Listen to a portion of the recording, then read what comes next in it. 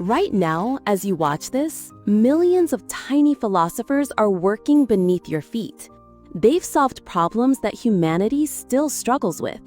They've mastered arts we're still learning, and they do it all in complete silence. You've stepped on them, ignored them, called them pests. But what if these creatures understand something about existence that we've forgotten?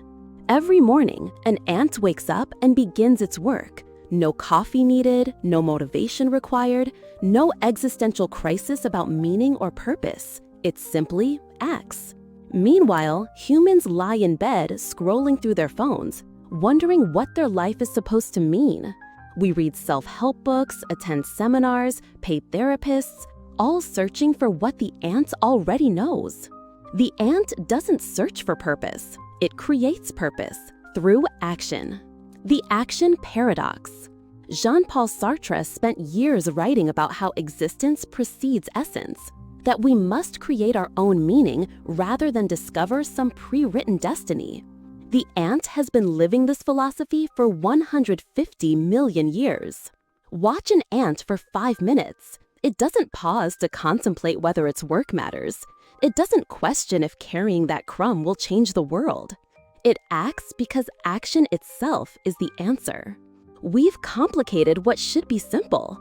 We wait for inspiration before we move. We demand guarantees before we begin. We want to feel ready before we start. The ant teaches us that meaning emerges from movement, not from meditation. Viktor Frankl, who survived the Nazi concentration camps, wrote in Man's Search for Meaning that those who survived weren't necessarily the physically strongest, but those who found purpose in their suffering. The ant embodies this daily. It doesn't choose easy tasks. It carries loads 50 times its weight because the colony depends on it. Purpose isn't found in comfort. It's forged in commitment. The death of the self. Here's what terrifies most people. The ant has no ego, none. It doesn't care about recognition, praise, or being remembered. It works for something larger than itself and finds fulfillment in that service. Buddhism calls this anatta, the disillusion of the self. The Buddha taught that our suffering comes from our attachment to the idea of I, me, mine. The ant naturally lives beyond this illusion. Think about your last argument, your last moment of jealousy, your last need for validation. All of it stems from protecting something that doesn't really exist, this constructed self. The ant doesn't compete with other ants for recognition. It doesn't build a personal brand. It doesn't worry about its reputation. And paradoxically, this makes it part of something magnificent. Lao Tzu wrote in the Tao Te Ching, "The sage does not attempt anything very big and thus achieves greatness." The ant achieves greatness not by trying to be great, but by surrendering the need to be seen as great. If these tiny teachers are already changing how you see life, hit that like button and subscribe for more hidden wisdom from unexpected places. Trust me, we're just getting started. The Stoic Insect. Ants are natural stoics. They practice what Marcus Aurelius preached in his Meditations, complete acceptance of what cannot be changed and relentless action on what can be. Block an ant's path. It doesn't rage. It doesn't quit. It doesn't blame the obstacle. It finds another way.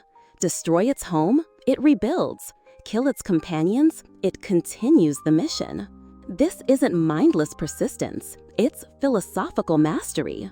The ant understands that obstacles aren't punishments. They're simply features of the landscape. Seneca wrote, "Every new beginning comes from some other beginning's end." The ant lives this truth. When one tunnel collapses, it digs another.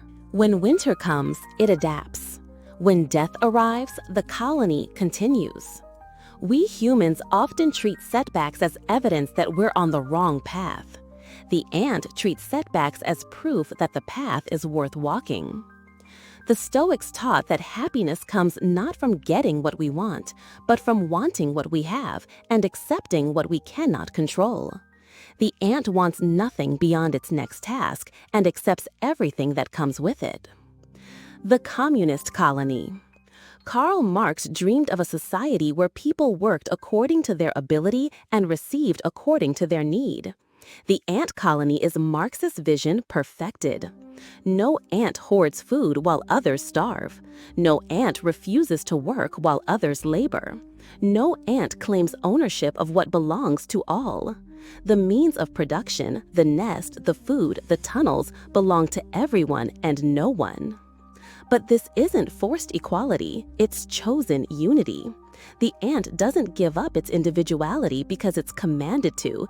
It gives it up because it understands something we've forgotten. Individual success in a failing community is still failure. Confucius taught that harmony comes when everyone fulfills their role, not for personal gain, but for collective flourishing. The ant lives this perfectly. The worker works, the soldier protects, the queen reproduces. Not because they have to, but because the whole depends on it. Modern humans celebrate individual achievement while our communities crumble. We optimize for personal success while our societies fragment. The ant shows us another way, success measured not by what we accumulate, but by what we contribute. Dancing with death. An ant lives for weeks, maybe months. It will never see the completion of the great projects it begins. It builds cathedrals it will never worship in, creates highways it will never fully travel. And it's completely at peace with this.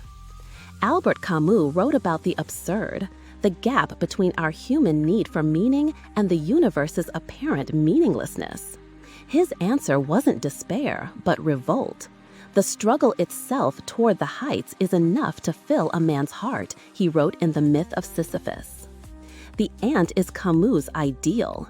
It pushes its boulder up the mountain every day, not because it believes in some grand purpose, but because the pushing itself is the purpose. Death doesn't haunt the ant.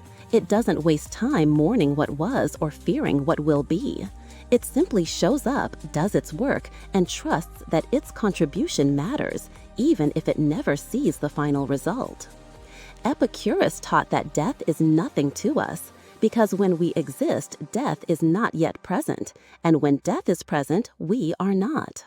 The ant lives this wisdom naturally, working fully in life without the shadow of death darkening its days. Leadership without ego. In an ant colony, the queen doesn't rule, she serves. Her role is vital but not superior. She doesn't make decisions for others, she enables others to make decisions. This is Tao leadership, leading from behind, influencing through being rather than commanding through force. Lao Tzu wrote, "The best leaders are those whose existence the people are barely aware of." The ant colony operates through emergence, not hierarchy. Individual ants make local decisions that create global intelligence. No single ant has the master plan, yet together they build architectural marvels. Compare this to human organizations, where leadership often means domination, where power creates distance, where authority breeds resentment. The ant teaches us that true leadership is service, true power is empowerment, true authority is responsibility. The minimalist masters. Ants own nothing and possess everything. They have no belongings, yet they lack for nothing. They accumulate no wealth, yet they're never poor. Henry David Thoreau lived by Walden Pond and wrote, "A man is rich in proportion to the number of things which he can afford to let alone." The ant needs almost nothing and therefore has everything it needs. In our consumer culture, we're taught that happiness comes from having more stuff, more options, more choices. The ant finds richness in having less distraction, less confusion, less waste. Every action serves a purpose. Every movement has meaning. There's no multitasking because there's no need to do multiple things poorly when you can do one thing perfectly. The ant teaches us that simplicity isn't about deprivation, it's about clarity.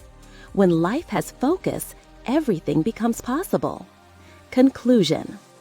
The ant doesn't read philosophy books. It lives philosophy. It doesn't study wisdom traditions. It embodies them. It shows us that greatness isn't about being seen. It's about serving. That meaning isn't found. It's created. That obstacles aren't problems. They're opportunities. That death isn't something to fear. It's something that gives life urgency and beauty. The ant has mastered what we're still learning: how to live fully without needing to live forever, how to matter without needing to be special, how to be significant without being noticed. Next time you see an ant, don't just step over it. Pause, watch, wonder. These silent philosophers have been teaching us for millions of years. The question isn't whether they have wisdom to offer. The question is whether we're ready to learn. What other tiny teachers are hiding in plain sight? Drop your thoughts below, and if this changed how you see the world, share it with someone who needs to meet these silent philosophers. More hidden wisdom coming soon.